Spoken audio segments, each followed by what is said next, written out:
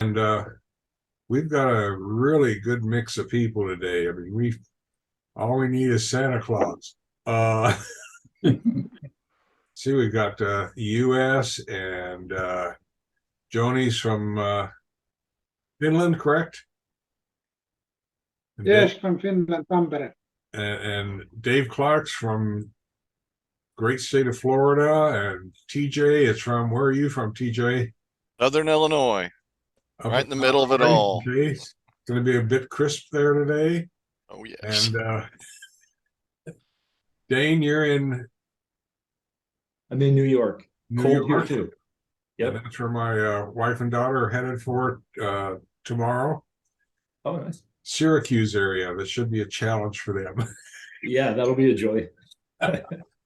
And let's see, where'd Gary go? Gary's from South Africa, correct? Hi, now I can hear you. Gary's from South Africa. Francis is from Australia with his guest, Darren. Hello, mate. who I swam down- started talking like Darren, and it felt the other way around. who swam down there. And where is Larry? Larry Alvarez is up here in Santa Clarita. Good morning, everyone. My apologies. I need to leave early today. I have a Okay. 9 o'clock. Okay. And we have a coffee date next Tuesday anyway. Yes, sir, we do. So anyway, that's where we are at. Okay, that's who's here. So we've got 8 people, including myself. Okay, so let me switch back here and okay. Let me switch to who's this switches to get recording, and how do I get this to the speaker is on, right? Okay, very good. So our first topic today is the difference between reflex and motion. And someone who submitted the topic or mentioned it goes from unconsciously unskilled to consciously unskilled to consciously skilled to unconsciously skilled. If you have the topic in front of you, and they said these 4 explain our students' progression from unaware of what they do not know towards becoming aware of what they want to know to eventually becoming aware of what they do know to finally a second nature awareness of what they know. Okay, I mean that makes perfect sense to me. Okay, well let's let's try and differentiate. Basically, or at least to me, motion is I don't want to say pre-programmed, but it's a unplanned response to a situation, or it's no, it's actually a planned response. It's actually a planned response to a situation, which can be anything from a street attack to you driving to work, which requires no mental effort should not require any mental effort on your part. You just do it automatically. So what's the difference between motion and reflex? Let's try and differentiate that first. Anyone want to? Isn't motion a state of mind? It's more a state of mind. And when you execute in motion, you execute a technique that is successful and well thought of. If you think about reflex, that's from the nerve system, and you just react fast and you do something. But motion is a state of mind. That's how I understand it. Okay, are you saying that motion is a state of mind, whereas reflex is just a muscle reaction to? Yeah, that was how I meant. Yeah. Yeah. Okay. That's how I understand. Anybody want to do anything else with that? It's almost like to distinguish between the two, one is, I would see as one is a reflex, like if something is thrown at your face, you will respond to it automatically, or out of pure reflex, I should say, sorry. Whereas Mushin, I would say, is more of an instinct that you have, and it will come out in your reaction to a given instance that you're faced with. I'm not sure if you would agree with that. Okay, anyone else want to put in their 3 cents worth? Just go ahead. Yeah. So I think- Sorry, someone was going to say something. No, go ahead, guys. No, thanks. It's I guess more the Mushin. We could say is more of a philosophical concept too, and without mind, without something, I guess you perhaps have a bit more deliberate control over. I don't know if that makes any sense. Something, obviously both can be trained, but Mushin could be something, I guess, a bit broader, have a greater area of application. If that's any use. Okay, anyone else? I'd like rather the react from I'd rather react from motion than from reflex. Agreed. I'll jump in since yeah, as in a reflex more being a reaction that would have an undetermined movement. You may have an intent behind it, but you're not really sure of how it's gonna what it would be. If usually something that's going to be, I guess it would be a threat or something like that. Something that is coming from your body or your face, or something that would be a threat to you, the way you would respond or react to it. I like the simple term of Mushin being second nature. It would be a good defined term for me, meaning that if I needed to respond to something that would be the same threat or action towards me or a person, that would respond in Mushin, meaning without thought, in a second nature, would mean that they would respond without having to think about it, but with a controlled substance behind it to be able to perform in defense or respond to whatever the threat might be. I agree on Darren on that. It is. I see Mushin as in this state where you have a trained technique and you succeed in executing the technique to the end. But if you have a reflex, you just lift your hand or you lower your hand and then it's over. In Mushin, you have a state of mind where you succeed in the trained technique that you execute. Are you saying that perhaps the difference between reflex and Mushin then is reflex is just an immediate reaction without any thought, basically a single action, which would either raise your arm up or step back or run or something like that, whereas Mushin involves a conditioned, I won't say a pre-planned response, but a conditioned response that you've trained for, and therefore, or you've experienced previously, and therefore your brain knows what to do, and so it does it automatically without any conscious effort on your part. Yeah, that's how I understand. I like that without a conscious effort, a natural effort goes well. And kind of to add, kind of tie together what everyone's kind of saying here too, I think what we do in the dojo is we're training our reflexes, right? You're getting to a place where, so like sometimes your reflex isn't what you want. You might flinch and cover yourself and pull away, right? So we train, step into it.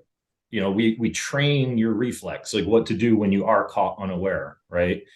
And then, so everything we're doing is to train so that when you just react, your reaction is useful, right? And then I think Mushin is the ability to shut off your computer and let your reflex happen, even though you are aware of what's going on. Like the problem with reflex when you're in a situation is it's impossible for you to be surprised. Like you're there, you know it's happening. So you have to actually be able to train yourself to shut that off. So you're not anticipating things and you're letting it happen. It's like if you're trying to improvise on an instrument, but you have like this little thing you're dying to play, you're like looking for that opening and you're trying to wedge this thing in there and you'll never do it. You know, you have to open your mind and let the moments come and all that stuff. So you're training yourself to, what do I do when I'm unaware? And then how can I put myself in that state of unawareness while I am aware, right? That's kind of how I look. It's like Bruce Lee says, I train so much so that when the moment comes, I don't hit, it hits by itself. Sensei, I wonder if you would class that as almost like a muscle memory, like when you drive a car. You don't think that you're driving, you're indicating, you're changing gears, etc. So that would be the terminology. Yeah, exactly. I agree with that. Professor, I think that the muscle memory piece, it transcends that. In my counseling practice, we talk a lot about neuroplasticity and the ability to rewire your brain. I deal with people caught up in different addictions, for example. And if someone is wrestling with a gambling addiction, every time they go into a gas station and they see a lotto stand, their mind will immediately go to other things. Their heart starts to race, and pretty soon they can get caught up in a cycle. And so rewiring the brain is not just a physical response. Initially, you might say, well, don't go to that gas station for a set period of time. But it's also learning to bounce your mind. So when you see that, you're consciously saying, when I see that lotto ticket, I'm telling myself, I know how to provide for my family and I'm not going to lose that. And over time, the mind starts to, this is neuroplasticity, it wears a new groove. And so an experience immediately puts you into that mindset. And pretty soon you could walk through the headquarters of the lotto in every state and not even wrestle with that. Mushin is the physical side of our training, visualizing in our minds to a point where we automatically roll into something that's much more than just a reflex. It's also our whole person is now directed, and you might not realize, as you said earlier, it's like driving home. You might not realize till you get through it. I did X, Y, and Z, and that was Mushin. But I have found that Mushin has this curious way of showing up at the crossroads of preparation and visualization. And so when those two things are happening, it's much more likely that you'll be able to express in those moments. So that's a contribution I offer. Okay, anybody else have anything else they want to add? Maybe one thing, does anybody know the kanji? If the shin is the same shin that means heart? Because I'm thinking too, you know, that idea of if it means heart or mind, you know, you can kind of, those could be blended together. And if it is empty heart in that sense, it's also kind of like being in an emotionless state about what you're doing too. It is, Dane. I just pulled it up. It's the heart, mind, and intuition, Same and thing. feeling. Yeah. Yeah. And So mu is the emptiness. So I'm thinking that's a component of it too that we kind of left out, is like, don't get upset as much as you can, you know, remove your emotional content from it too. Well, there's another Bruce Lee thing, right? Put emotional content, not anger, behind your technique, right? And that kind of thing. I think that's all, those two things, now that I think about it, he's talking about Mushin in Enter the Dragon, right? You know, it'll hit by itself. I won't do anything. And emotional content, but not anger. I think that's describing it right there. Yes, very good. I think Would that be that in Mushin you have the ability, it comes from a reflex, it comes from a trained technique, but you have the ability to control yourself and execute your technique in a very, very good state of mind, in the Mushin mind, and win through that. I think one thing that Dane brought up and Thomas also touched on is is the emotional state in the process of mushin. And for maximum effectiveness, you become, to my thinking, you become very objective in whatever you are physically doing. You become very objective, so that you can not only be more aware of the situation or what's happening, but what you are doing and whether it's working or not. And all of this occurs tremendously fast, beyond our normal capacity to think usually, but it's essential for survival, because if you become emotionally involved in the situation, you cannot act as effectively. And I have seen some law enforcement personnel, when they get into a street situation and they're very successful, but to the people around them, it looks like they're very emotionally cold and objective, whereas their intent is to secure this person, and the only way they can do it is get their emotions and their feelings out of the way and deal with the situation. And then once the person is secure, and I've run into this on occasion too, is once the situation then is safe, then you can deal with emotional aspects and people being upset and all the other stuff that comes along with a self-defense situation or street situation.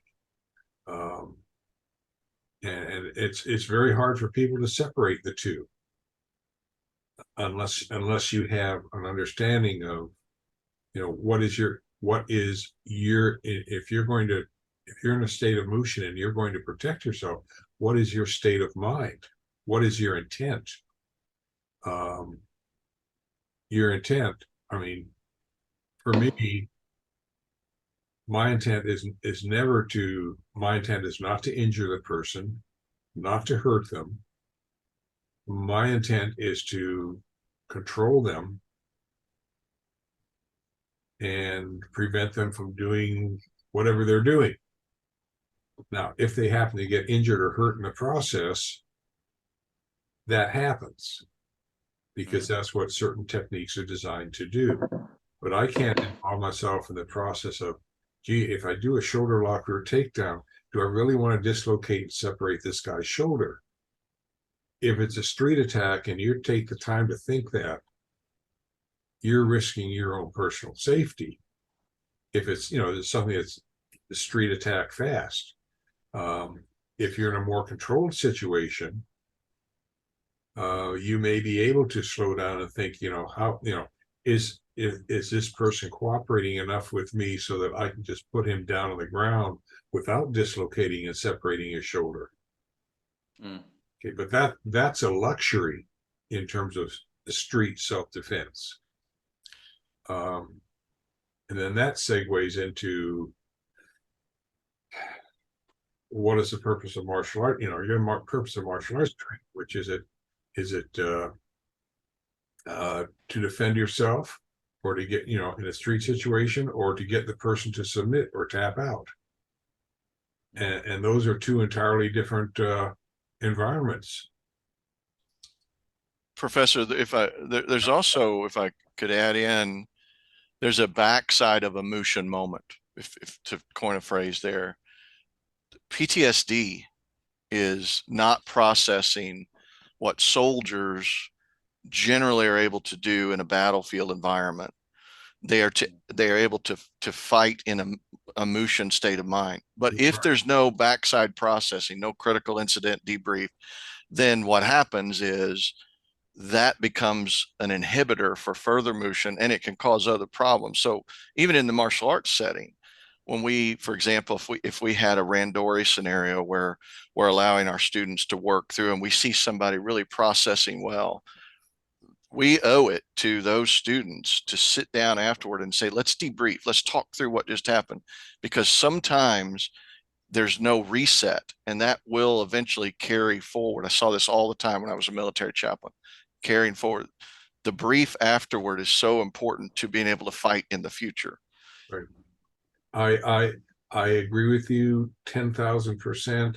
I've had students that have been in street situations, and they're usually upset when they have the time to think about it. They're usually upset that they injured the person, that they caused harm, all these moral issues. Mm. And it is so important to listen to them, to debrief with them, to let them know they're okay. They need an incredible amount of support. And I've also encouraged them, tell the class, or tell others how you felt, all these things that we normally push aside. I'm strong, I can do this, yada yada yada. To get this, to give, how do you say, to release the pressure, because then they become more accepting of the situation and of themselves, and that's critical to their psychological well-being. And not to get side issued here, but that's something we need to do as a country too.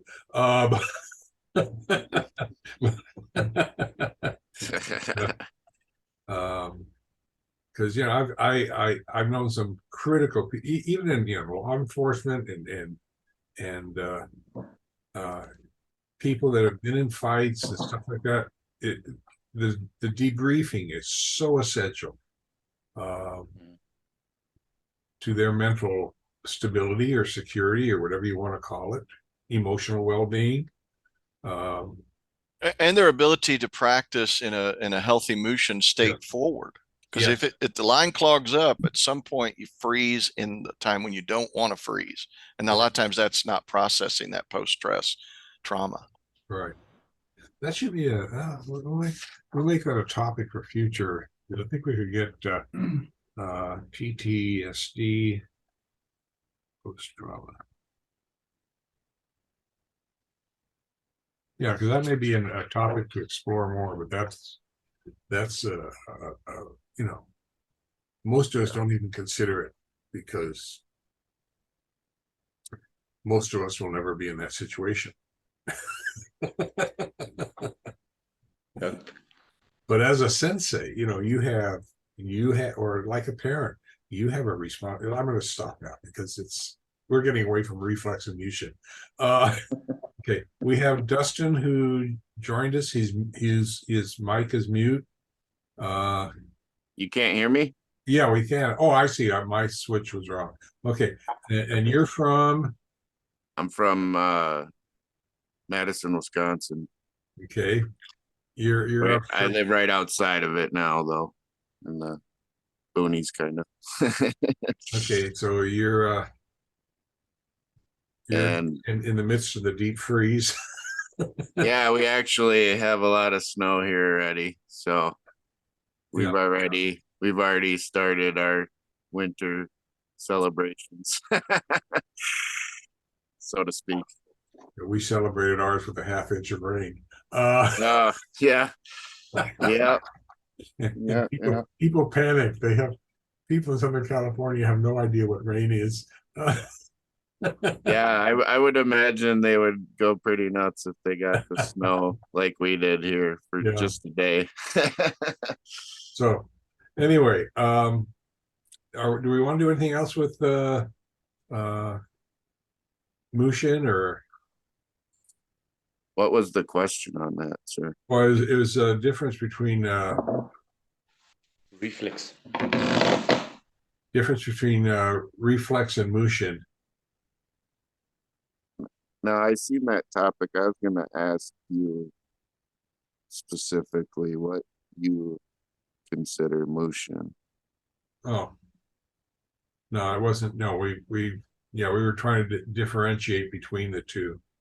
And okay, what have I got going here? I'm having I think they can just one more thing. I just wanted to ask, just with reflex. I mean, there's varying opinions about how much and how many repetitions and what does it take to make something a reflex action.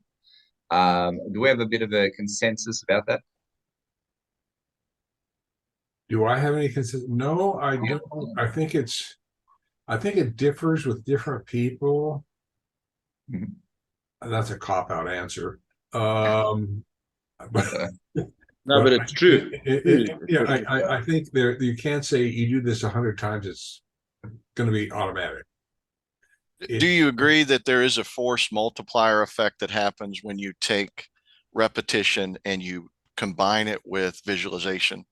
That's been my experience. Is it? And I think the more experience you have, with particular type street attacks and what you, how do you say it?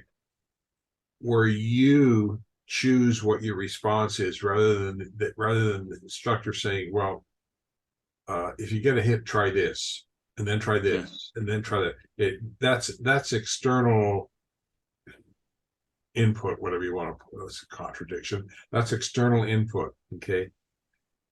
What has to happen for Mushin to work is that your mind, has all this information, and it's, your attack, bang, you respond.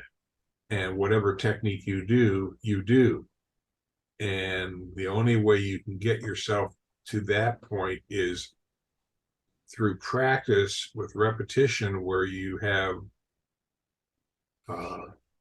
continuous attacks, unplanned attacks. You don't know how your uke is going to attack you, and you just respond. And eventually you find a core of techniques that seem to work better for you, and that's what you end up perfecting. I think that's irrespective of any martial art. Do you think muscle memory plays a factor in these things? I wouldn't deny it.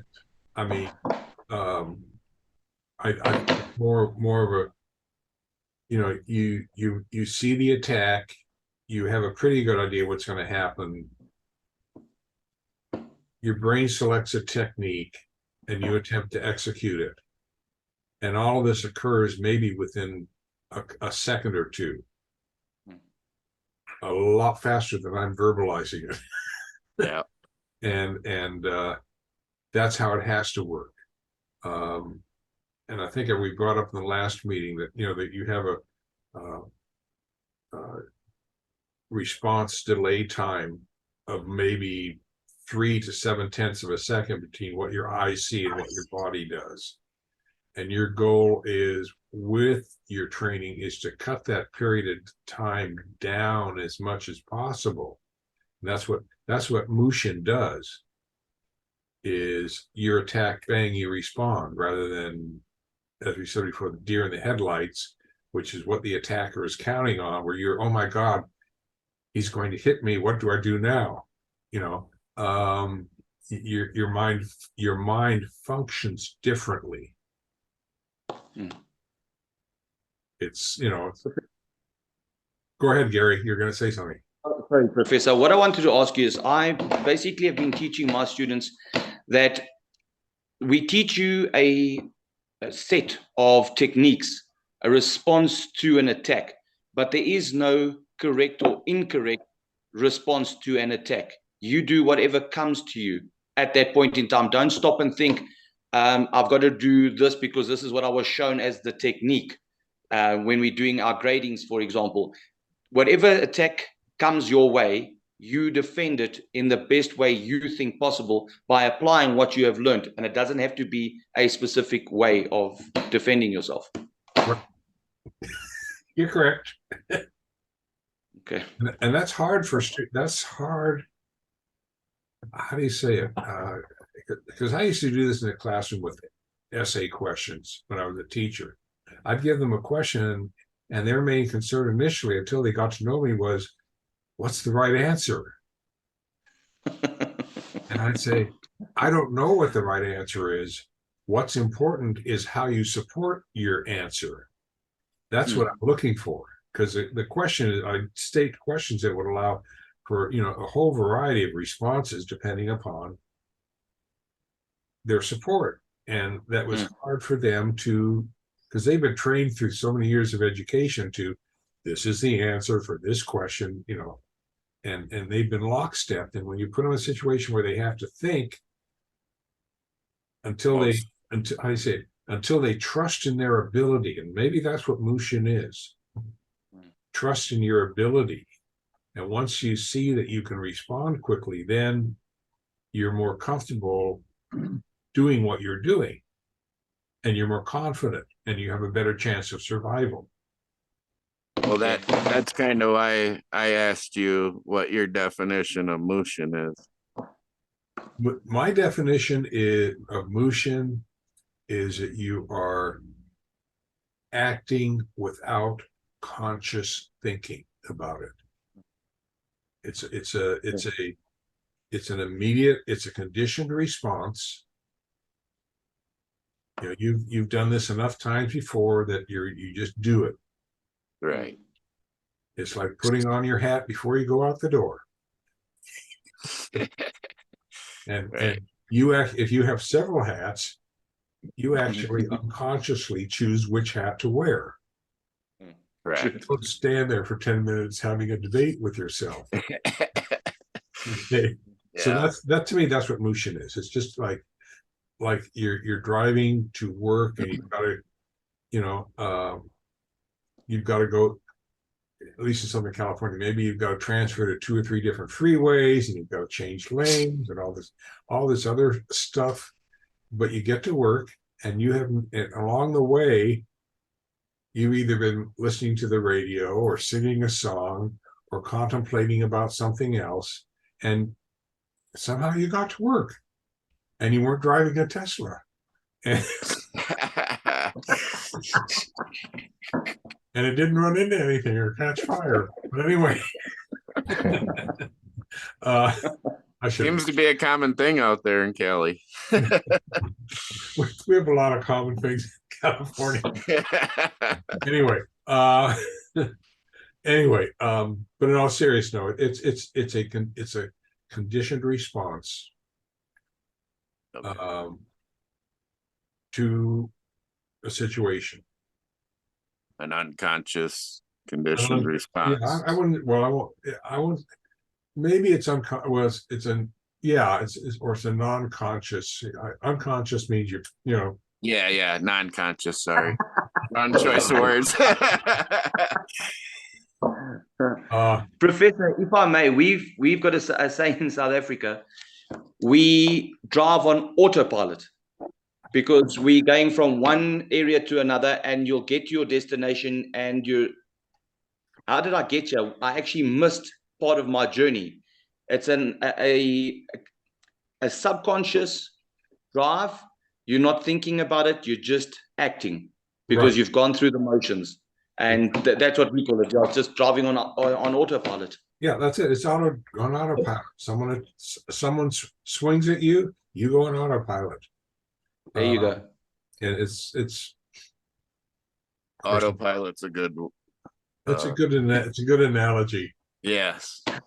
So, okay. So I had one more thought on that. While we've been sitting here, it kind of popped in my head. Maybe this is a separate topic, I'm not sure, but it occurred to me that it kind of ties into this. It's like, I don't know if everyone practices it, but probably some form of it. But mokuso, or the sort of meditating at the beginning and the end of a class, I feel like that's really an important part of Mushin and your training in general. Like that's kind of, when you start your class, you go into this mindless state and you sort of meditate for a little bit and you're getting rid of everything else from your day. And then you're kind of clearing space for like what you're doing right now has this weight and importance to it. And you've put your brain in a really receptive state where you're kind of saying like, let me turn on my training program. Like everything from now on, I want to really deeply pull into my brain. And then you end it when you're done. You end with doing the exact same thing to clear your mind, to prepare yourself to leave. And I think doing that locks the lesson into your deep subconscious. I think there's something to that practice that helps put it in your reflex, storage. So I think that's imperative to the Mushin, is also doing that. Okay. What did you call that again? It was called Muku. Did you say Mokuso? Mokuso. I use it in my training, Mokuso. I say, sit down and Mokuso. and then they have to close their eyes and listen where the attacker is. And as soon as the attacker attacks, they have to visualize with closed eyes where the attack comes from, and they have to execute a technique. So that was that. I just got that one now. That's probably like that's the way of training Musin also. I think it has very much to do with Mokuso. What's the word again? Mokuso. Mokuso. That's what I thought it was. Yeah. Makuso, right? Makuso. Yeah. Okay. Hey, my Japanese sounds perfect. Is I'm that sure. Japanese? I was gonna ask. That's Yeah. Japanese, right? Yeah, I don't know what it directly translates as, but loosely it's like meditating. But it's a little Yeah. more than that. It's a little different. Yeah. Okay. Okay, let's move on here. Totally different topic. What is the value of no-gi jujitsu, and how does it compare to gi jujitsu? Because I know there are some martial arts that say we do no-gi jujitsu. Yeah. Like me, for instance, I do Brazilian jiu-jitsu, and some guys, they only do no gi or they only do gi. And it's more of a rule setting and competition differential. And obviously your clothes, and I would say no gi is a very more fast paced sport or art. And it depends. Even if you do it like, say, for self defense, it's gonna be a lot faster of a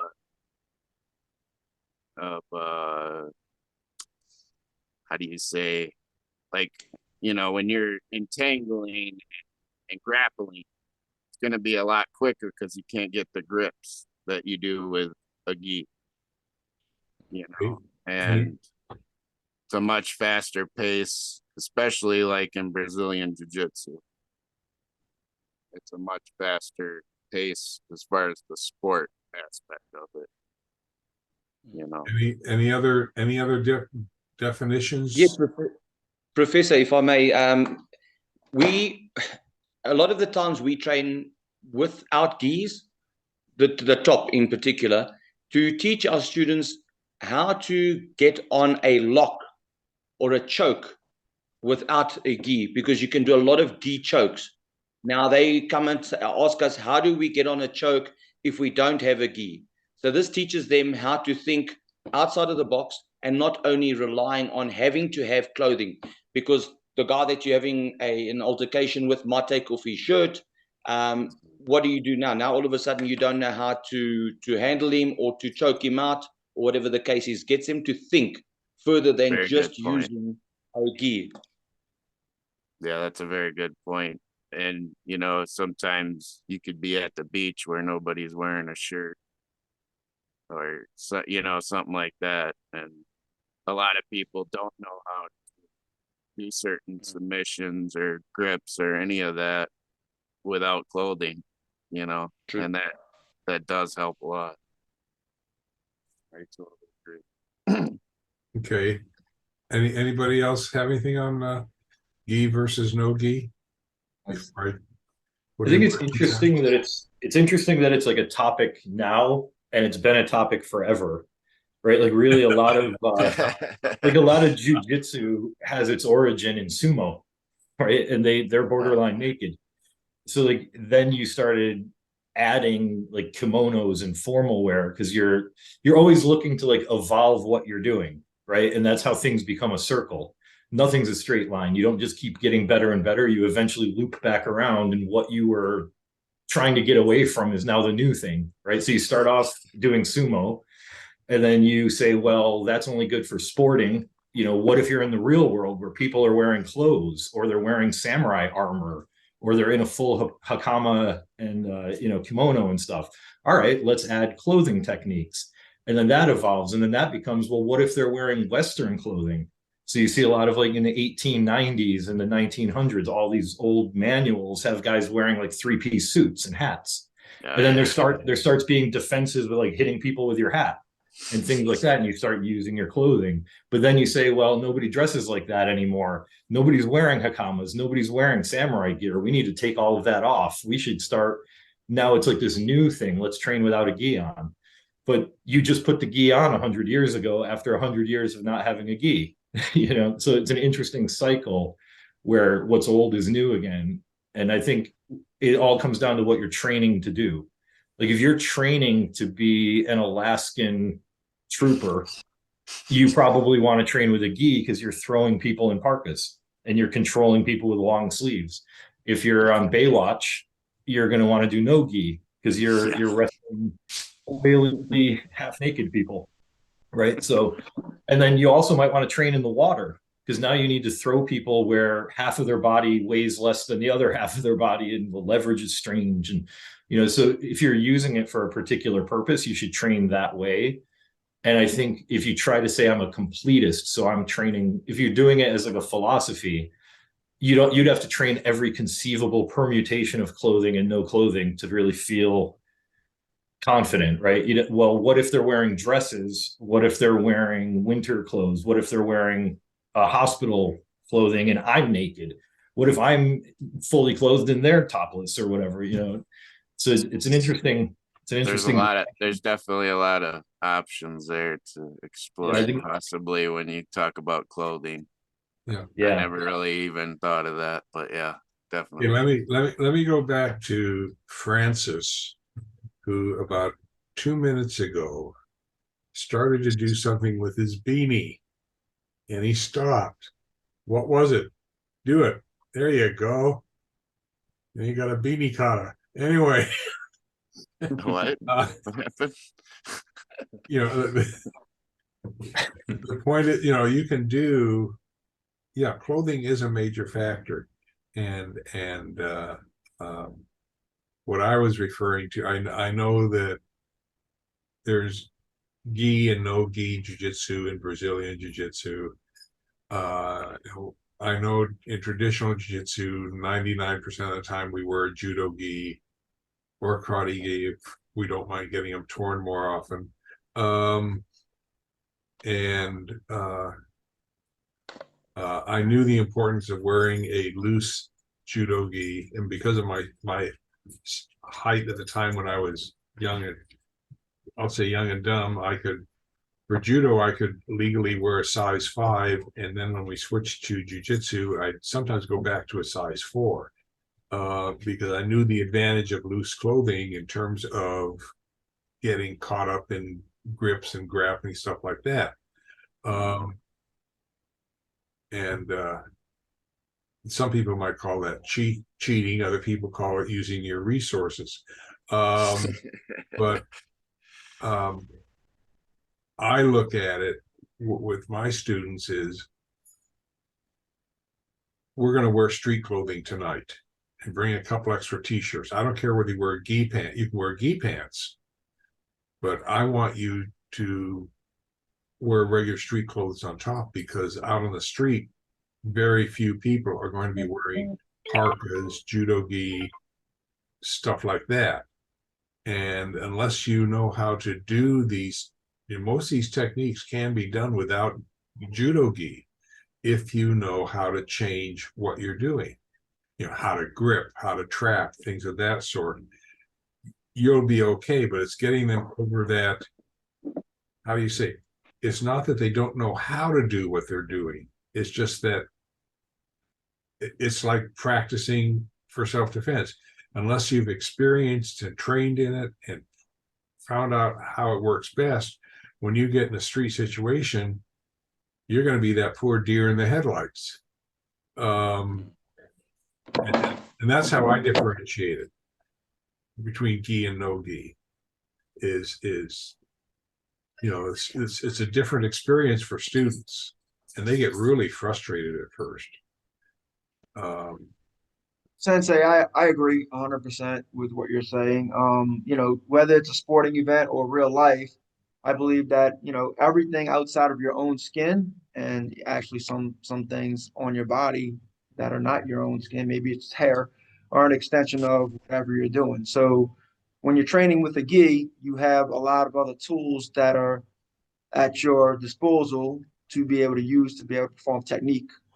That's not necessarily a thing when you may be in a street environment situation. You may not have the opportunity to grab that extra tool, that extra thing that helps you perform a technique. So training without a gi allows you to be more proficient in performing techniques and the execution of it without using the gi as a tool. Yeah, yes. And, you know, as I said before, when we used to have freestyle kata competition in the 70s, 80s, 90s, and early 2000s, I had a couple girls who had no qualms about grabbing body hair. They could, even if you were wearing a judo gi, if they saw you had chest hair, you were dead meat. Beards are always good, Sensei. I mean, they grab armpit hair. I mean, they have no, you know, through a gi, they would no qualms whatsoever.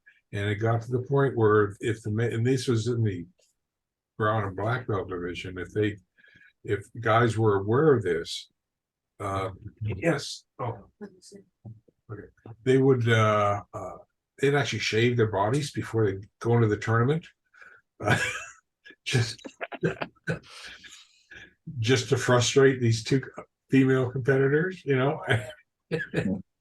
It usually didn't help much, but you know, they you know, it's students need to be trained in all these options. And that's why to some extent I'm very glad that I was able to study under Hal Brocious for a couple of years with his Katsugo Jiu-Jitsu, where he taught stuff that Seki didn't. I mean, he taught dirty fighting, but he said there's no such on the street. There's no such thing as dirty fighting. Yeah. I mean, I as a school teacher always knew, you know, and how do you say it? Girls are more efficient fighters than females are more efficient fighters than males are, because males have rules, females don't. Yeah. We had a principal who basically told us, if you have to break up a fight between two girls, you grab a jacket off of someone, wrap it around one of the girls, pull them back, and be prepared to get scratched and bitten, and kicked and everything. and you know, but that's all legitimate and fair game. And to me, that's part of the no-gi fighting. Is that it's a different. You have to have a different mindset,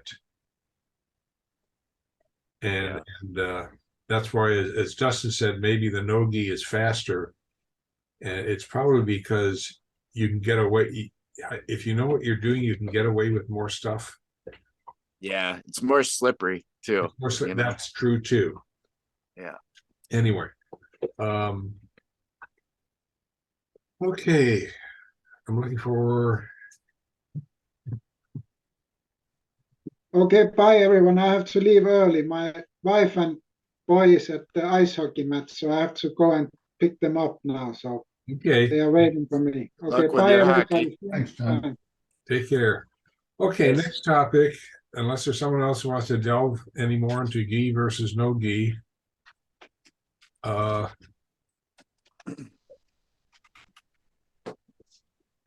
The next question is, at what point do you make modifications to belt rank requirements for age and or physical disabilities or limitations, or do you?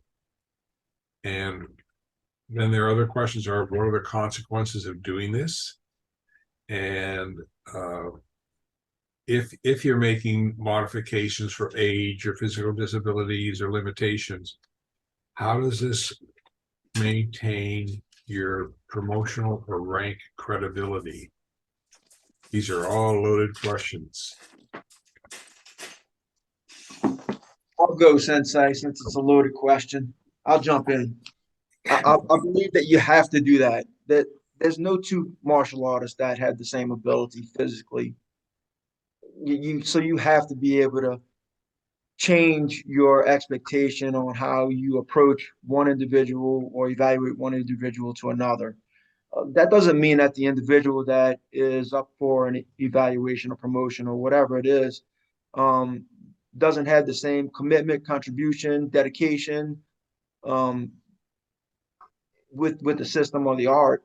I mean, they may be doing things in different ways. That doesn't mean that their growth isn't there, and they continue to advance. Therefore, in their eligibility and time requirement, meeting that with their contributions and mental development, commitment. There's other ways that they can put forth their efforts in achieving the next level other than the physical aspect of it. Okay, anyone else want to? I think too, it depends on what you mean by a belt. Like, is it a receipt for the transmission of a series of techniques? Or is it like recognition of growth along a path? And if it's just, I'm sorry, but there's 30 techniques in this system and you need to learn all 30 and you only know 29, you tend to think like, if they don't learn all 30, I'm losing credibility in my system or whatever, because they should know all of these things.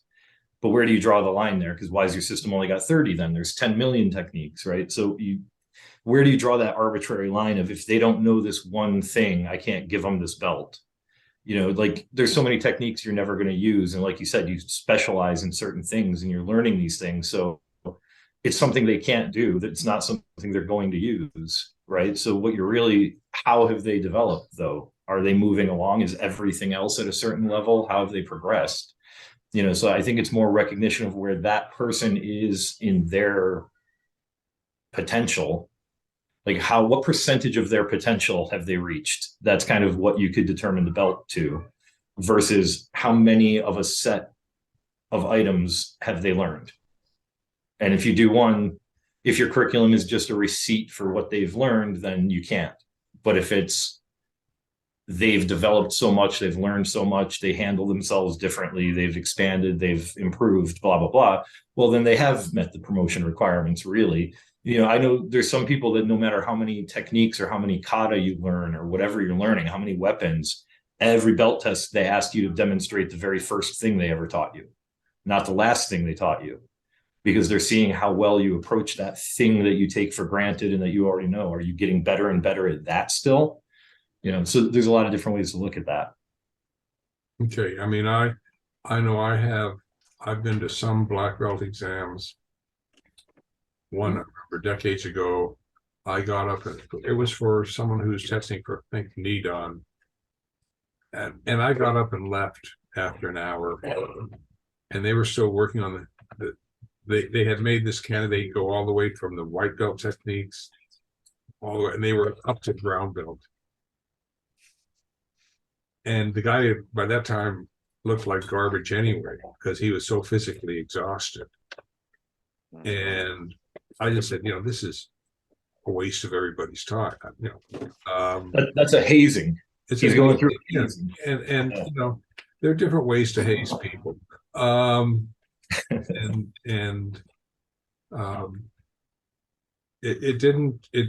I don't know if, you know, by the time we got to the level where they were going to be testing him, the quality of what he could do would probably be far reduced, not because he didn't know how to do it, but because he was so physically exhausted. Yeah.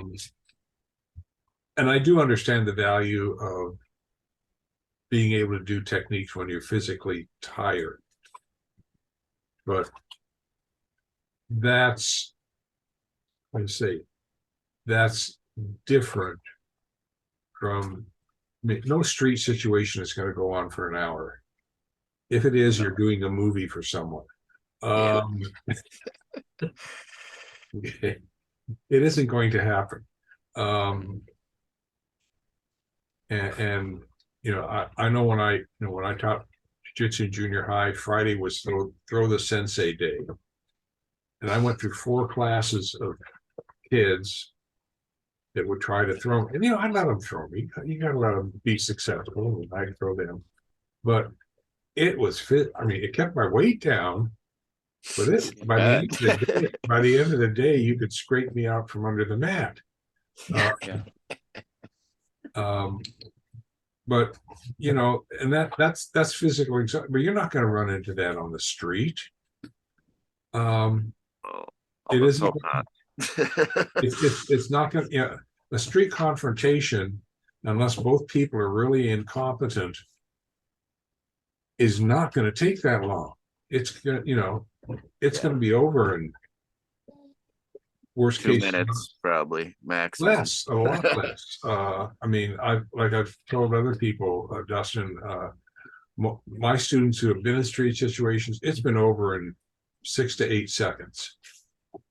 Yeah. Because the attacker gets thrown, or they hit the ground and they're injured, or whatever else. They had a joint lockdown on them. I mean, it's over fast, which is what really surprises them, and that's where the PTSD issue comes up. Is because they don't, until you get into a street situation and you use this stuff, you don't realize how effective. If your Mushin is working and all that other stuff, you don't realize how effective you are and how damaging you can be to another human being. And that's like the same situation as in the military and being in a I was not in the military, so I can't begin to compare, but it's a traumatic experience, even though you are successful. And that's it's a whole different ballgame.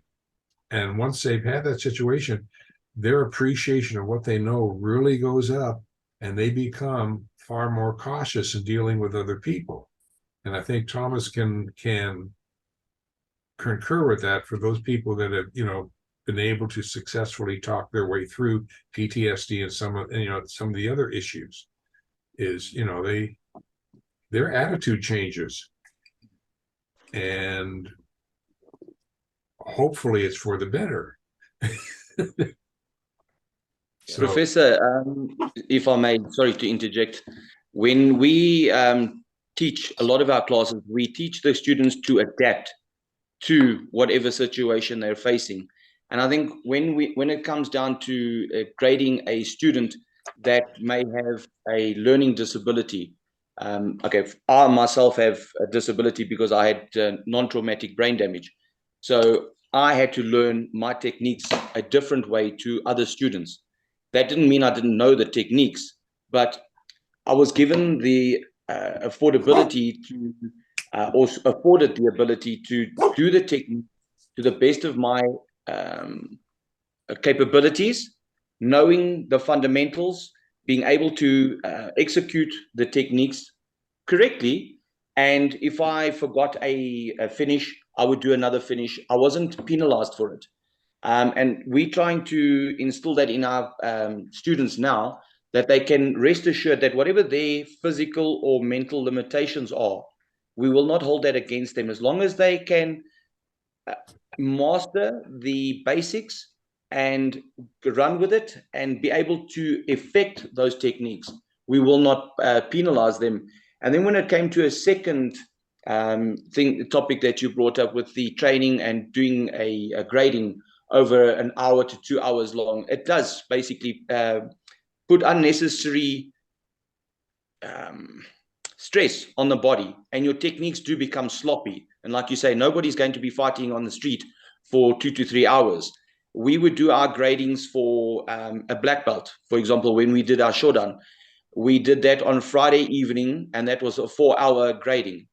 And then on the Saturday, we would go for another 4 hours, going from white belt all the way to brown belt. And by the time we were finished, literally, we were just falling all over. And our techniques were sloppy, and we just couldn't get through them as efficiently and professionally as what we would have. So this is one of the reasons why I'm enjoying Budoshin, because it's more to the point and I'm enjoying it. I'm not stressed. My students aren't stressed, and that's great. Yeah, You'll find it with the Budoshin testing stuff. Most of the belt rank testing doesn't go on for more than 10, 20 minutes. Maybe black belt might go up to half an hour, but they're doing it's not continuous, and they're doing various things, and they're in various situations. And as I try to get my black belts, it's not, yeah, we've got this list of stuff you have to do, but I usually will not let a person test for any rank unless I'm pretty sure they can pass. I've watched them in class, and I know what their competency level is and how well they're doing. And for me, a belt test is a formality. It's a chance for them to show off. I don't tell them that, but it's a chance, it's a chance to show what they can do well. And Seki never tested. He was extremely traditional. He just promoted when he thought you were ready for promotion. So I think, and as far as disabilities are concerned, I think if you are a sensei, this is where your responsibility comes in. There are very few techniques that can only be done one way. Yes. I mean, there are so many ways to go into a Koshinagi. George, Yeah, just a second. What? I got it. Well, I know, but this is an emergency. Hey, can you hold on for a minute, and I'll be right No back. problem. No problem, Professor. Sensei Dave, Yes, sir. you're up. Oh, You got the lead. I have the lead, huh? You're next in charge. Is it because I've said the least this morning? Yeah. I know you observed it, so you have something to say. Okay. I have been waiting on some Yoda wisdom from Florida. Just waiting. Get him, TJ. Believe me, if I thought I had some wisdom, I would have shared it, guys. I'm enjoying listening to your wisdom. Okay. If I could say something about this, just being that I have a few things that people might consider a disability, or I also have a learning disability, and I have a lot of health problems and stuff. I think when you are grading somebody for promotions and stuff, what my old coach used to do was kind of like what Sensei said. He would just promote you when he felt you were ready. There was no real written requirements or tests or nothing like that, and that kind of kept it. I don't know if that was the right way to do it either, per se, but I think you kind of have to do it on an individual basis, because, just because that person has a disability doesn't mean he or she can't be confident with doing things, or vice versa, but it comes down to that individual, I think, more than anything. You can't just describe it as a disability to me, having them and all that myself. Now, I think I think the reason why we have belt rank criteria, and I think they're worthwhile, is because it gives the students it lets them know what they should, in an ideal situation, what they should be able to do, and what Yes. skills they should have. I think if you just go blindly forth and sensei promotes you whenever he I feels think it, not to cut you off, but I think you're right. I think it's good to have a goal or set forth goal laid Right. out a little bit for students, so it's not like a shot in the dark type thing. right. I mean, for me, the belt rank requirements are a guideline for the sensei and for the student. They're not etched in concrete or granite or diamond, with absolutely no flexibility. If you're a good sensei, you have to be, flexibility is the key, and there's no, you can spell that K-E-Y or K-I. But if you're a good teacher or sensei, you have to be flexible. There have to be different ways. It's like when I used to do a lot of backpacking. I've used the analogy in some of my books. I'm climbing a mountain. There are different trails up the mountain. Yes. You may, as you climb the mountain, for whatever knowledge you're trying to acquire, there may be people along the way, different people, who can help you through a difficult spot. And that's your role as a sensei, is to provide that specialized help and guidance to help the student if they're, if there's something they can't do to a physical disability. There may be, if you can find a way to help them around that, that's your responsibility as a sensei, because they want to do as well as they can. Most, the overwhelming number of students we get want to do well. And it may be, I know from public school, I had some kids that, a few kids that were absolutely phenomenal gangbangers. And I was able to get most of them to come around because, I gave them the opportunity to get adjusted and get their act together. And I didn't challenge their clothing or anything like that, it's a matter of helping a student, regardless of their ability or disability. It's a matter of helping them develop their self-confidence. But once you help a person, you develop their self-confidence, it's amazing what they can do. Professor, it seems on that note that as a sensei, there's an inflection point in the journey where the best sensei will go into a testing situation looking to see the best and not the worst in the student. Yes. And they will consciously say, I am more concerned about principles being applied than particulars being demonstrated. And therein is how you cultivate that student. And I think that's the proper way to assess rank progression. Ultimately, that doesn't mean there aren't particulars that you have to watch for, especially early on. But what is the end? What are we after? And it's cultivating that ability to function with the principles of the art. So I think it's important too to look at it backwards. Like, what if you got your black belt when you were 20 and you were able to do absolutely everything at a really high level? Do you get it taken away from you when you turn 70 and you're no longer able to do like a jump spin kick? Like, now you can't do that anymore. So did you get your belt taken away? Because you can't meet that technique's requirements.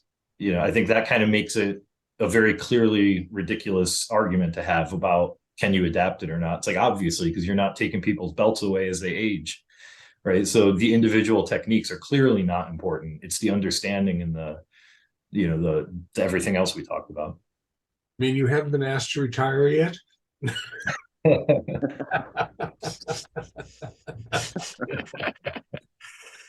No, I do understand what you're saying completely. I mean, there are techniques I cannot do at 78 that I could do at 25.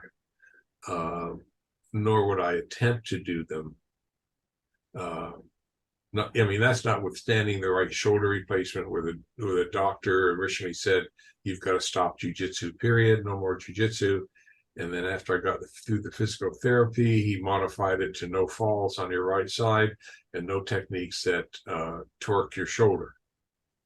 He said, anything else you can do, anything else you can do. But you know, we do, all of us, if we stick around in the martial arts long enough, we do become disabled. And that's a reality. There are some students that are younger that, you know, when they come to you as white belts, they're disabled. And how do you, you know, it's in some cases, it's really difficult, or I'll even say sometimes impossible to work around. I had one of my black belts who decades ago who developed a series of techniques for people in wheelchairs. That's pretty cool. You know, he even had, and I remember a couple of techniques that he used to use for people who use walkers. Those are dangerous weapons. You can break an attacker's ankle real easily with one of those, if you know what to do. And that was his, how do you say, unique skill. That's like the Filipino art. They use those canes. Yeah, I mean, and that's, you know, that's a whole different ballgame there when you're dealing with, you know, inanimate objects and you know, but dealing with disabilities is a serious concern. And the downside of having a disabled student in your class is, I mean, I had a student I think this last summer who, I forget what the term is, so we'll just say he had a mental deficiency issue. And it was an almost futile experience to get him to do anything. But by the 10th week, I mean, he did not make it. And his dad was every week, as you know, and he understood completely. He said, and I told him, I said, you know, he's come a long way from 10 weeks ago. I said, unfortunately, he's, you know, he's nowhere near what a green belt would need to be able to do, even in a rudimentary manner. But he has, you know, he has improved. And, you know, so it becomes a question, you know, the problem is, if you as a sensei, is how much time do you spend on this one student in the class to the detriment of the other students in the class? And that's an issue that, you know, every sensei may have to face, and hopefully you have a couple of lower black belts that you can, you know, assign them to work with that person or whatnot, and that's an option. And then what is their skill level and attitude in dealing with a disabled student? I mean, you know, there are so many issues that play in here that many variables. And ranking that type of a student with a disability is a challenge. I found in most cases that the rest of the class is very accepting of that person's promotion, because they have seen the change in that person. And, you know, yeah, they may never become a black belt, or they may never become a brown belt, but, and that's the important word, but they have improved incredibly since they first walked into class. And surprisingly, that's something I tell all my new students, you know, because when I started the city park program, they asked me, what's your dropout rate? I said 80% in the first 2 or 3 weeks. Yeah. And they said, why do you think that is? I said, well, they don't think they can do it. I said, it's a mental issue. And I'm very upfront with my students. I'll tell them the first week, if you be patient with yourself. This is something brand new you're learning. You're going to feel really awkward and clumsy and like you cannot do it. But if you stick around till week 5 or 6, you'll be amazed at the difference. And you just have to be patient with yourself. And I don't know whether you consider that's a mental disability in my book. And part of it's because we as Americans want, or people today, or younger people today, maybe I'm prejudicing myself now. A lot of people want immediate gratification. And you don't find that in the martial arts. You don't find that in any physical sport. I mean, if you're going to be good in anything, you have to work at it. Doesn't matter how smart or how coordinated you are. I think there's a huge misperception with almost any kind of hobby or any endeavor that takes a disciplined practice approach, right? Like there's 2 different kinds of people in the world in a nutshell, is people who think they can be taught something and people who want to learn something. And the people who want to learn something understand that it's something you have to do. You have to do the work. If I want to learn jujitsu, you have to teach it to me, and then I have to learn it. I have to practice it and demonstrate it and try it and, et cetera, read and think and do all of that. And I'm going to be frustrated if I thought that you were going to hand it to me. Like I thought seeing you do it, I could just immediately do it. Now I'm frustrated by this reality that it's actually me that has to do something. You can't hand it to me. You can guide me and show me, but you can't just hand it to me. And I think that dropout rate comes from that, is people show up and they think that the difference between them and, a professional fighter is just that nobody showed them, and the reality is the difference is you're not learning it. You're not practicing. You're not interested in that. And I think that's an interesting thing too, is even beyond disability and things, there's like an inclination to do it that has to be there.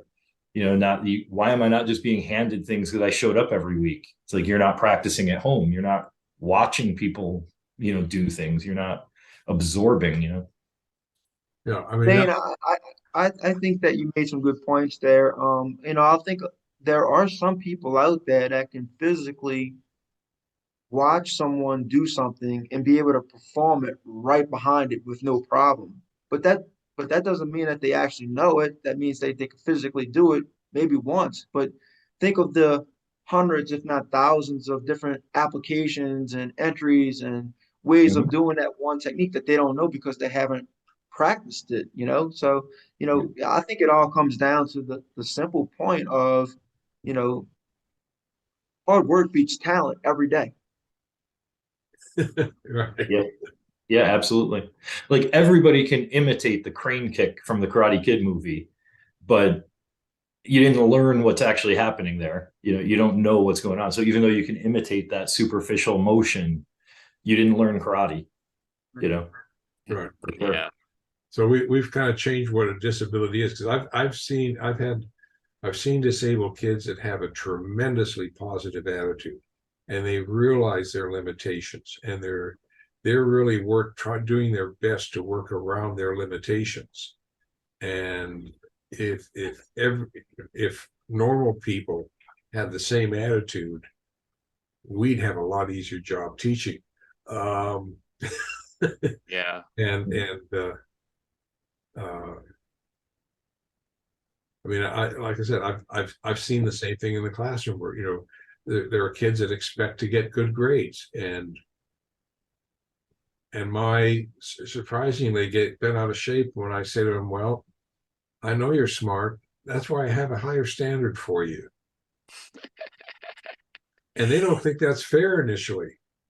But once they tune in, and then they realize, yeah, they can do even better. That's what I'm after. And I mean, and the same would work for my, gangbanger kids. Once they realize that I'm expecting them to do better than they are because I believe in them, they'll actually come up, if they think you as a sensei are sincere, they will do their best to come up to your standard. Mm-hmm. Because they want to, quote, I hate lack of a better phrase, they want to make you happy. Or they want you to like them more, or you want them to accept them more, or respect, or whatever their rationale is. And their rationale is okay, it's good. But that's your role as a sensei, is to, I know we digress from the topic here, is to expect the best from each student. And by, how do you say, by getting to know your students, you know what you can expect from them. And if they are then fulfilling your goals or your criteria, regardless of what's on the belt requirements or course requirements or what have you, that's the relationship you're after with them. Professor, we, as the older generation, have a more realistic sense of wanting to earn what we are given, because something given to you without you having earned it has no real value. That's how I see it, and I try and instill that not only to my students but to my children as well, that if you've earned something, you will appreciate it, and it'll mean more to you than simply just being given to you. And unfortunately, the younger generation, I suppose it's all over the world, but a lot now is, in this country, they expect you to give it to them just because they were there, or just because they pitched up, or just because they're black, because they're white, because whatever the case may be, they expect it. And that's unfortunately what the young generation are like these days. You mean you don't give trophies for kids in your class that are breathing? No, well, Very my experience. You participated. Here's a medal. Wow! I pitched up for the race. I didn't participate, but I was there. Thank you. Here's your certificate. Right. Yeah. I agree with you on that concept. Yeah. And I think eventually, fortunately, most kids grow up at some point, and they realize that they've got to put out, even they might be even middle-aged adults before they realize they've got to put out to get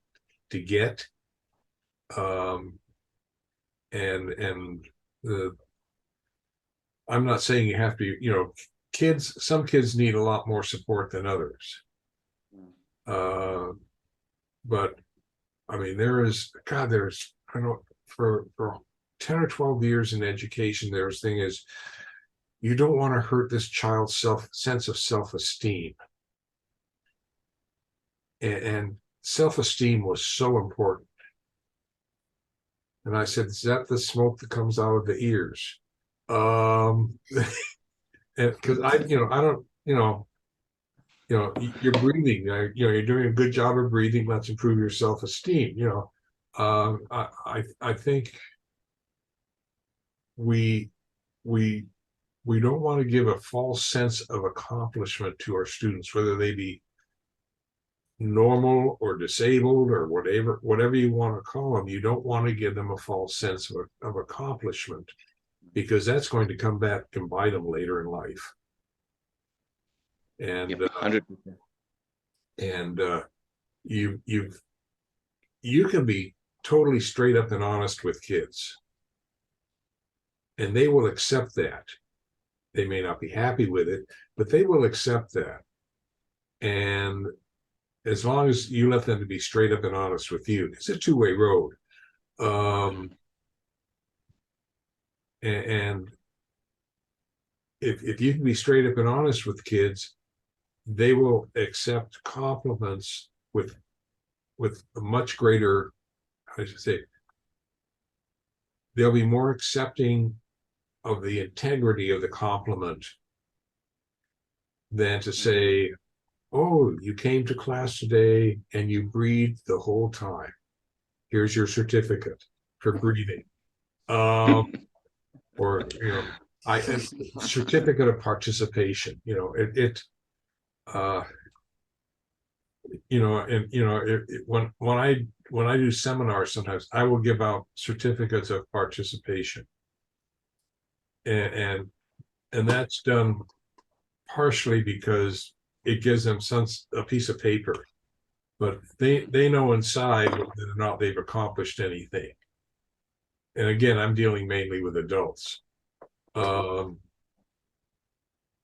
I think we have to, if we're honest with our students, whether they be, I don't want to use the word normal and versus disabled, if we're honest with our students, regardless of their ability, they're more likely to respect us because they see that we respect them. And maybe that's the key, is, you know, to respect the students' capabilities. And then, as Darren said, you know, that everything, you know, some of the other things fall into place. The criteria, or how well they're doing, or what they've picked up, or how they're able to express it, you know, all that then has, I don't know what you think, more legitimacy or whatever. Dave, you got to say something today. You've been sick. Well, I've got all kinds of things, but you guys have been going at it, and I find that the only words I'm going to be able to fit in edgewise are sharp words, and I might not want to use those. Seriously, I will say that there are two types of people in the world I heard mentioned earlier. Those that divide people into two types and those who don't. But seriously, as a teacher, as a sensei, I divide my students into hobbyists and enthusiasts. And Gary, your point about young people these days, I know we tend to agree with each other here, but Gary, I'd like to respectfully disagree with you. In my experience, I've found young people willing to work very hard, and they want to achieve a sense of balance between their hard work and their play. I don't know, people complain about the water in Florida affecting mental health, but I see a lot of ingenuity and a lot of initiative in the young people that I work with, and I'm happy about it, because as I head toward willingness to collect Social Security, I want these people providing it. Long story short, when I divide people into, as a teacher, into hobbyists versus enthusiasts, I don't expect my hobbyists to do much more than come to class, have a good time, and enjoy learning. And they're not going to do anything at home to speak of. And it's not because they're not, they're lazy, or they, you know, are expecting something for nothing. It's just that's their level of interest, and I'm going to meet them where they are. The enthusiasts, as a teacher, I open the door and they're willing to enter by themselves and go into depth and then come back with really good questions. So my enthusiasts, I will pour more into, because they'll contact me between class. They'll ask really probing questions during class.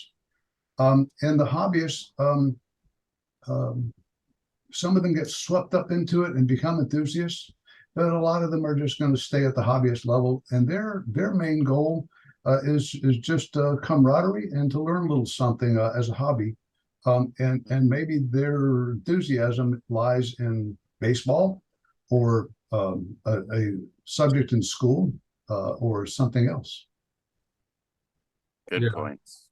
I think if, as a sensei or teacher, if you, because I know Dave does this, if you can provide an environment in which the students, I'm not saying you have to make them, you know, I'm not saying you have to blow their nose and do all these other things for them. Trying to be very tactful here. But if you provide a positive environment for them where they want to be there, where they feel respected, where they know they have the potential of doing well, all these things. If you can do that, your success rate with your students is going to be far better, even for the hobbyist. Because if they enjoy coming to your class, you've got to be doing something right. No one's going to come to your class if they don't like you, or if they do the same stuff every week.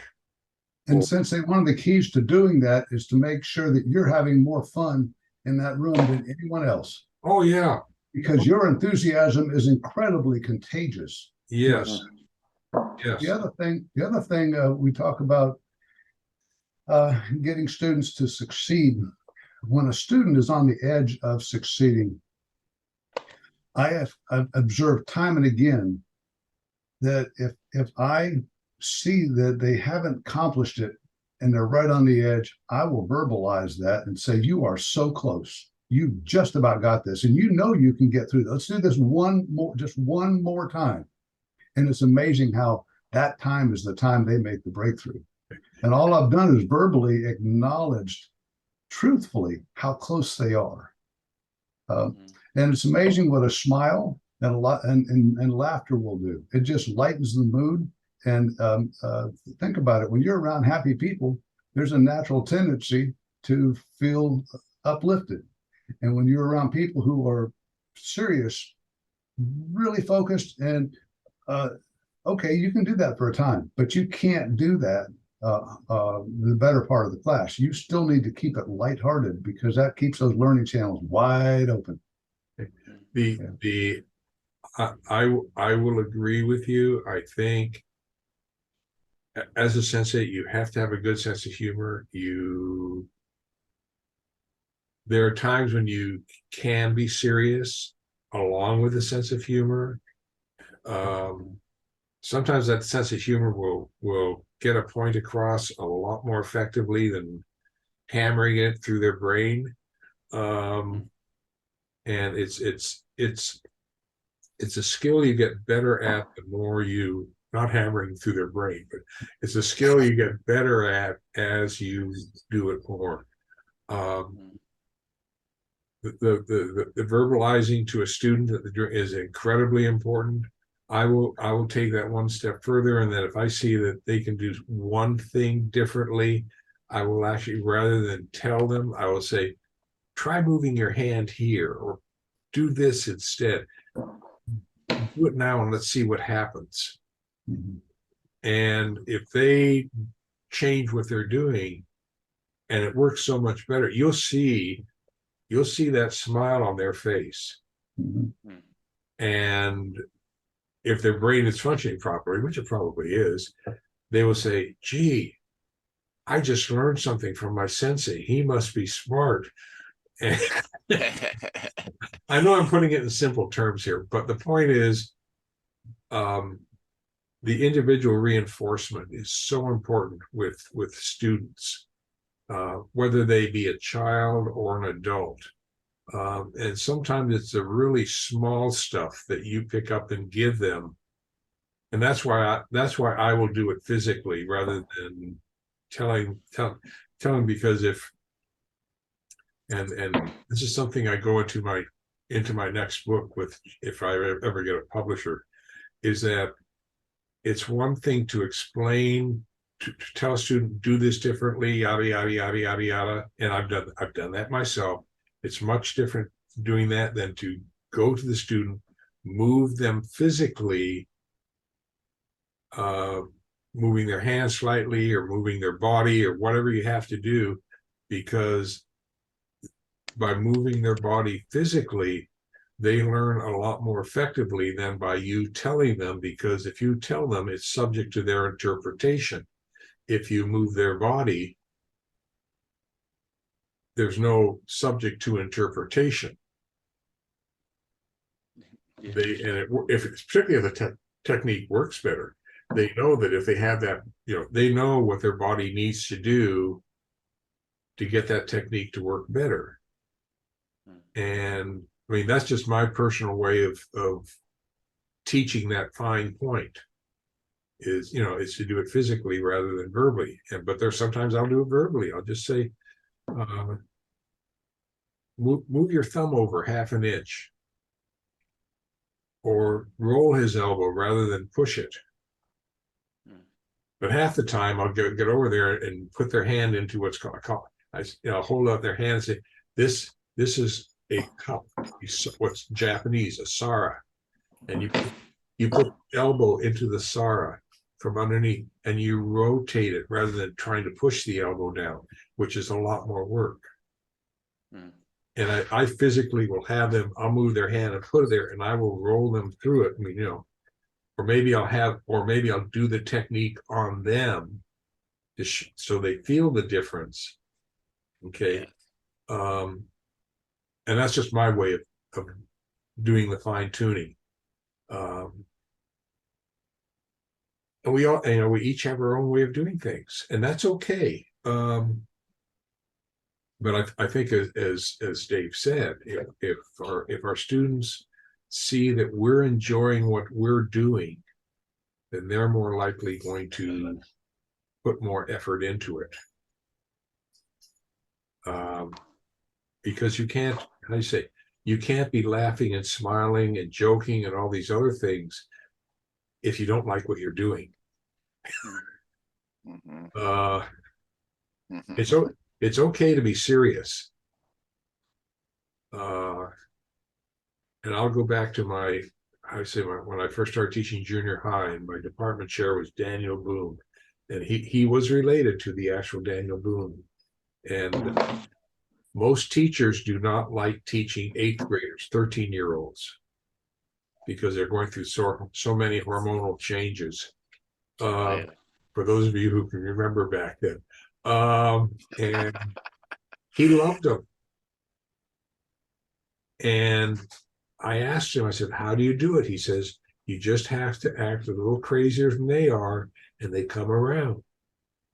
And that became my modus operandi for teaching in the classroom and jujitsu. Is that, you as a sensei have to be willing to do the unexpected.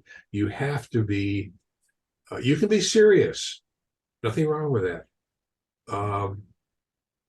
But you have to find a way to get to your students. And if you're serious all the time, they don't want to be around you. Do any of you want to be around a person who's serious all the time? No. Professor, also, if you have positive reinforcement, you'll get so much more out of your students. Yes. And then, Dave, just to elaborate a little bit, I fortunately don't have the issue that you touched on with regards to the children wanting to do better. I'm just basically going on what I'm seeing in the schools, because I'm touching on a lot of the schools at the moment, trying to recruit students through the schools and what the teachers are experiencing. And I'm hoping that with a positive reinforcement and teaching them jujitsu, I will get them to change their outlook, their perception, and also their way that they interact with their teachers and with other people itself. So I'm hoping to do that with jujitsu, because I do believe that jujitsu will teach them the fundamentals of discipline, respect, build up their self-esteem, because in a lot of aspects, their self-esteem being diminished will bring out the worst in them, and that is what causes them to act out. So I apologize if I wasn't clear in that. You're okay. I understand completely what you're referring to, and the key is, how do you say, you have to work with what you get. And that's an unfortunate reality in anything you do in life, unless you're Elon Musk, and he's having problems now too. But anyway, I mean, the thing is, it may be with new students, and I found this sometimes, is relate what they already know. I mean, first class, one of my first attacks will be a choke to the neck. Okay. And I'll say, how do you get out of this? And they kind of look at me like, duh, I don't know. And I say, what did you learn in kindergarten or the first grade if you wanted to answer a question? And eventually someone will say, what's the answer? Raise your hand. Raise your hand. And if someone's choking you and you raise your arm up in between them, 9 times out of 10, you'll get out of that choke. Mhm. Okay. And it's just a matter of initially finding things they've done elsewhere in life. And say, okay, you've been learning jujitsu and you didn't know about it. One of the things I do is, how many of you know how to ski or rollerblade or roller skate? I can Raise your hand. And we have a technique that I think I teach my white belts, where if a person bear hugs you from behind, you take one of your feet, wrap it around their other foot from behind, and just bend your legs in that direction. And it locks their ankle, and lo and behold, they either let go and fall over or you land on them. Okay. But you find things that they have learned elsewhere, and then they begin to see this isn't that hard. There's stuff I know. You've established a relationship with what they already know. And what's another example I use for simple stuff? I can't think of any others offhand, but there are a lot of basic jiu-jitsu techniques that are based on stuff they already know how to do.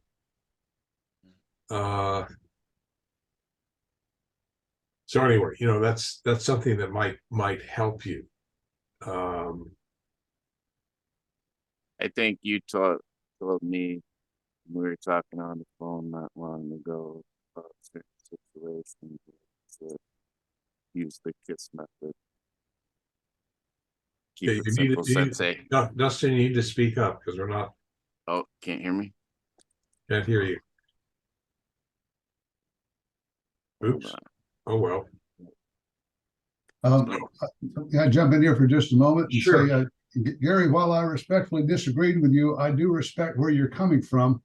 And let me just share that an advantage, a blessing I've had is being in a situation where I'm an independent teacher, have been all of my adult life, and I've worked one-on-one with the majority of my students through the years. And when I start teaching classes of jiu-jitsu students, almost a couple decades ago, it's scary how fast time goes, what I was able to do is take the specific working with individual and spread it out over a dozen to 16 students, or even in my art and chaos classes, 20 to 40 students. And a lot of what I used individually translated really well to the class. And so by the time I was doing classroom instruction, I was very much at home. If I had done only classroom instruction, I think I would have been perhaps jaundiced by fellow teachers' attitudes. I would have been jaundiced by the difference in working in a social setting of the classroom as opposed to one-on-one tutoring. And somehow the one-on-one, you have a lot more control because you don't have a kid acting out. In a social setting, all it takes is one acting out and a bunch can jump on board. And you got to know how to nip that, or else you've lost it. I just know that I've been blessed to have that background one-on-one before I went into the social, dynamic. The gist of what I go into with an attitude is that learning is not filling a bucket. Learning is lighting a fire. And when I teach, I don't fill a bucket, I light a fire. And the teachers that I see that get frustrated are the ones that think, you know, I've got this curriculum and I'm going to do this and this and this, and the students have to do this and this and this as a result. And it's like, no, there aren't any have-tos in my class. There are get-tos. If you feel like you have to, go down the street, find somebody else, because we're having fun here. And having fun doesn't preclude being really serious and using an accelerated teaching approach and getting a lot done. And it doesn't always have to be. There are classes where nobody pops a one-liner and we don't have any joking going on, but there's a lot of smiles. And we're serious about what we're doing, and we're smiling while we're doing it. And that doesn't say that it happens all the time. You have those times in class where somebody gets injured and everybody stops, they kneel, they take a knee, and we make sure that person's okay. We have times when somebody's really struggling with something and 2 or 3 people come over and jump in and help out. And, you know, we're not smiling at those times because there's a different focus. But if you have a happy class, you're much more likely to have a successful class. Yeah, I will agree with everything David said.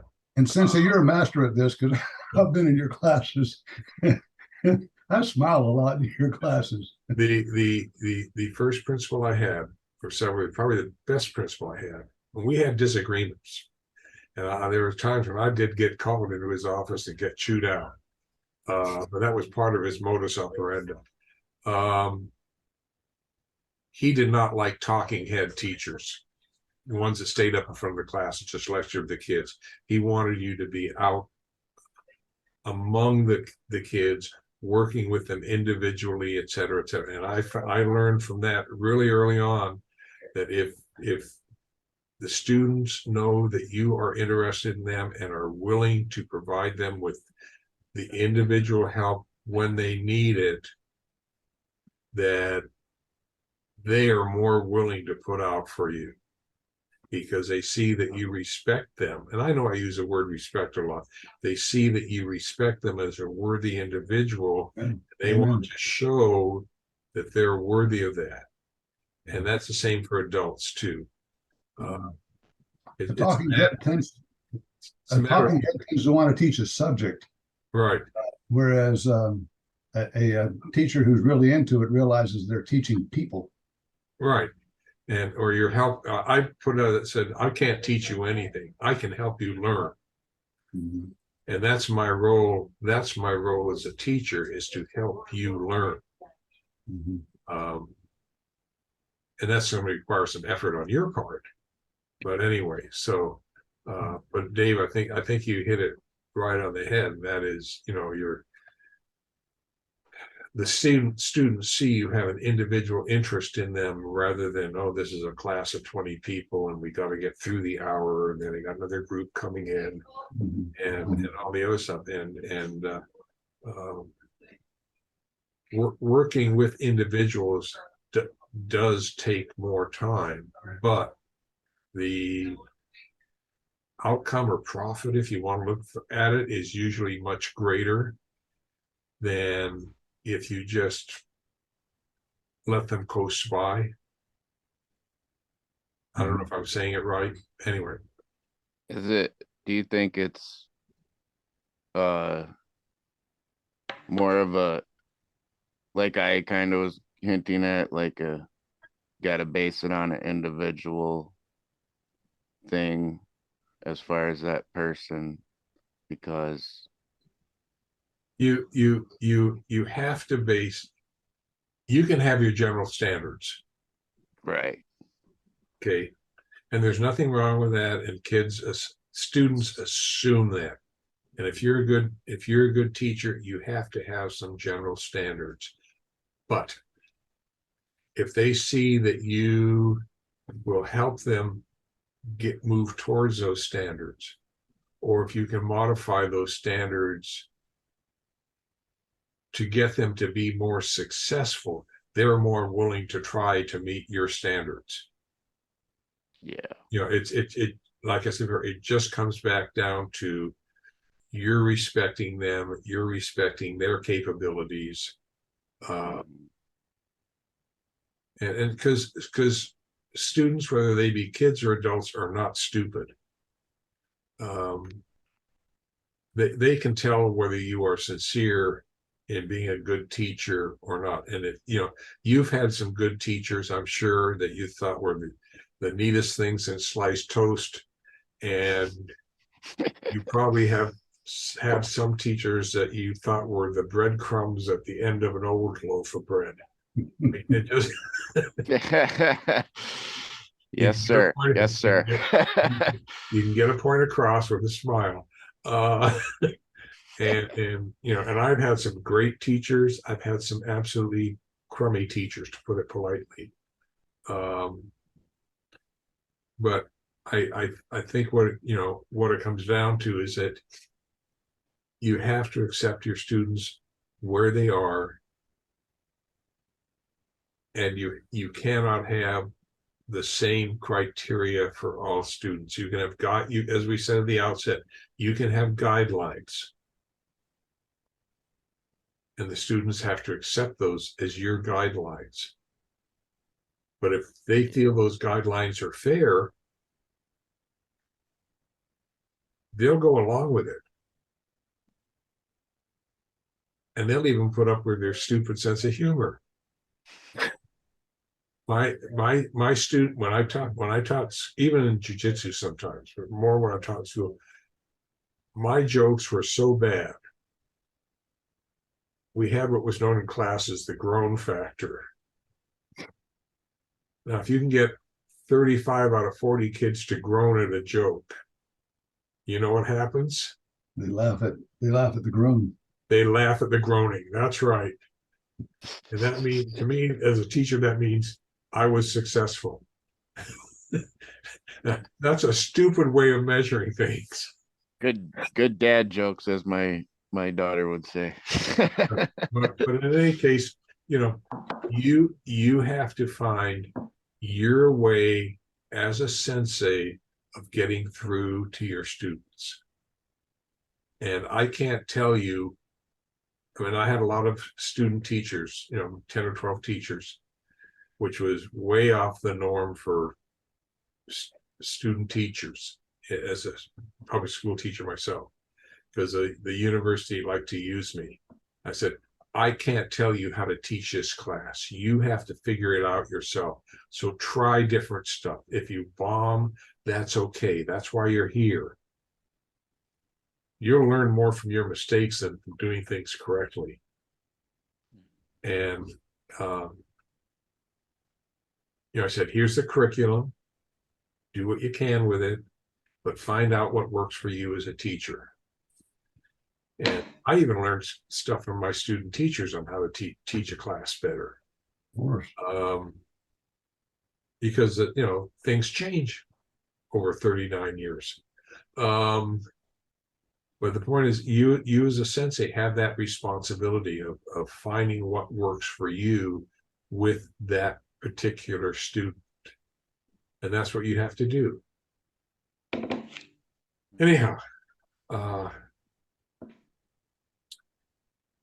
we're in almost 2 hours today. I think we covered 3 topics, which is more than normal. We got sidetracked a little bit, but I think we're going to stop at this point. And if you have any additional topics, let me know, send them to me, and we'll add them to the list. Okay? So. Thank you, Sensei. Thanks for sharing, guys. And I learned a Thank few you guys today, too for so sharing. thank you very much. Thank you, Professor. And it was very nice to meet all of you. And I look forward to seeing you again. Right. And I'm sorry I didn't get to your email sooner this morning.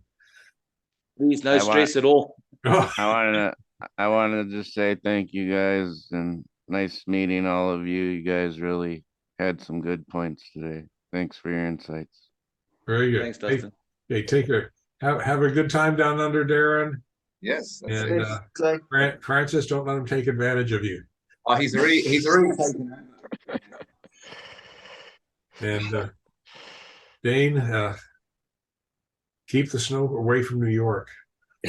Do my best. As long as it doesn't come to me, we'll be okay. Okay, very good.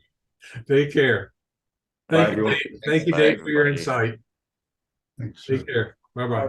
Cheers, everybody. Thank you. God bless. Bye-bye.